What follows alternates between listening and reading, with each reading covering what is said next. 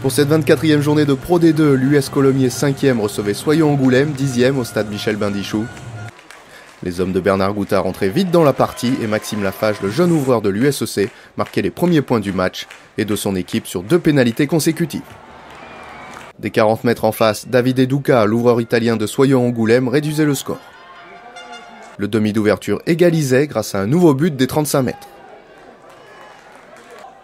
Colomiers réagissait sur une touche et un groupé pénétrant amorcé par Augustin Costa Repetto dans les 22 mètres. Inigo écartait le jeu pour Lafage qui tentait de franchir.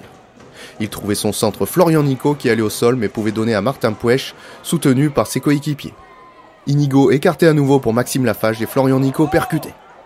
Nicolas Plasi, venu de son aile, essayait aussi de faire la différence. Mais Sébastien Inigo redonnait à Lafage en pleine course. L'ouvreur servait son arrière Cédric Coll dans l'espace pour le premier essai de la partie. Maxime Lafage, impeccable durant tout le match, passait la transformation.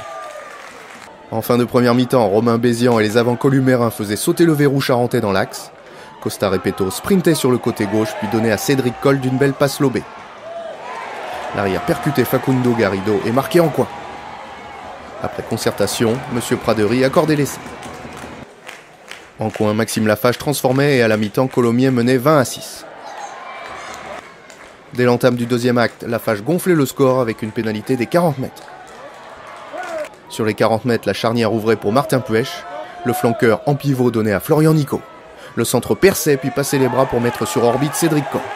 L'arrière terminait sa course 40 mètres plus loin et inscrivait un triplé synonyme de bonus offensif pour l'US Colomiers. Maxime Lafage transformait. À 5 mètres de la ligne charentaise, les avants tentaient de passer. Mais finalement, c'est l'ailier Nicolas Plasi qui marquait en fond. L'ancien espoir du RC Toulon inscrivait son 5e essai cette saison.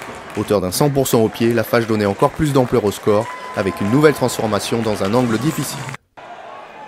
Léo Garonnet était déchaîné dans cette fin de match. Sur un groupé pénétrant et porté par tout son pack, le capitaine Aurélien Bécaud marquait en force le 5e essai de l'USEC. Lafage transformé en coin. Le jeune ouvreur était sur un nuage. Devant les 22 mètres, il partait tout seul, mais était plaqué à 5 mètres de l'embut.